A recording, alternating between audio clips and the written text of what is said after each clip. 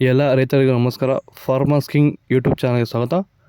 ನೋಡೋ ಮನೆ ಕೋಲಾರ ತರಕಾರಿ ಮಾರ್ಕೆಟ್ ಇವತ್ತಿನ ಬೆಲೆಗೆ ಅಂತ ನಾವು ಹಾಕೋ ಬೆಲೆಗಳಿವೆಲ್ಲ DNS ಮಂಡಿ ರೇಟ್ಗಳು ಮಾತ್ರ ಆಗ್ತಾ ಇರೋದು. ಹೆಚ್ಚಿನ ಮಾಹಿತಿಗಾಗಿ ಸುರೇಶ್ ಅವ್ರ ನಂಬರ್ ಕೊಟ್ಟಿದ್ದೀನಿ, ಕರೆ ಮಾಡಿ. ನೋಡೋ ಮನೆ ಕೋಲಾರ ತರಕಾರಿ ಮಾರ್ಕೆಟ್ ಇವತ್ತಿನ ಬೆಲೆ ಅಂತ ನಿನ್ನೆಗಿಂತ ತರಕಾರಿ ರೇಟ್ ಸ್ವಲ್ಪ ಏರುಪೇರಾಗಿದೆ. ಇವತ್ತು ಹೂಕೋಸು ಮೂಟೆ 200 ರೂಪಾಯಿಂದ 250 ರೂಪಾಯಿ, ಸೌತೆಕಾಯಿ 20 kg ಮೂಟೆ 150 ರೂಪಾಯಿಂದ 200 ರೂಪಾಯಿವರೆಗೂ ಒಳ್ಳೆ ಕ್ವಾಲಿಟಿ ಅದು.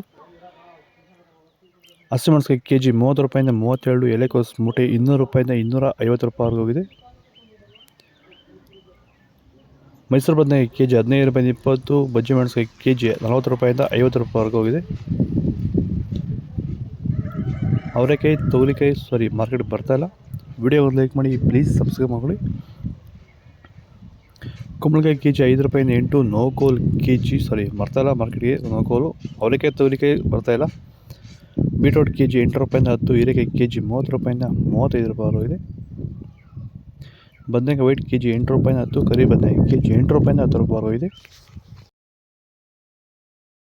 ಭೂಮಿಯ ಫಲವತ್ತತೆನ ಹೆಚ್ಚು ಮಾಡ್ಕೊಳ್ಳೋದ್ರ ಜೊತೆಯಲ್ಲಿ ಗುಣಮಟ್ಟದ ಬೆಳೆನ ಬೆಳೆದು ರೋಗ ಬಾಧೆಗಳನ್ನ ಹತೋಟಿ ಮಾಡಲಿಕ್ಕೆ ರೈತರು ಭೂಮಿಗೆ ಸಂತುಲನ ಸಾಯಿಲ್ ಫರ್ಟಿಲಿಟಿ ಸ್ಟೆಬಿಲೈಸರ್ ಮಣ್ಣಿನ ಫಲವತ್ತತೆ ಸ್ಥಿರಕಾರಕವನ್ನು ಬಳಸ್ಕೊಂಡು ಈ ಒಂದು ಎಲ್ಲ ರೀತಿಯ ಸಮಸ್ಯೆಗಳ ಪರಿಹಾರ ಕಂಡುಕೊಳ್ತಾ ಇದ್ದಾರೆ. ಹೆಚ್ಚಿನ ಮಾಹಿತಿಗೆ ನೀವು ನಮ್ಮನ್ನು ಸಂಪರ್ಕ ಮಾಡ್ಬೋದು. ಧನ್ಯವಾದಗಳು.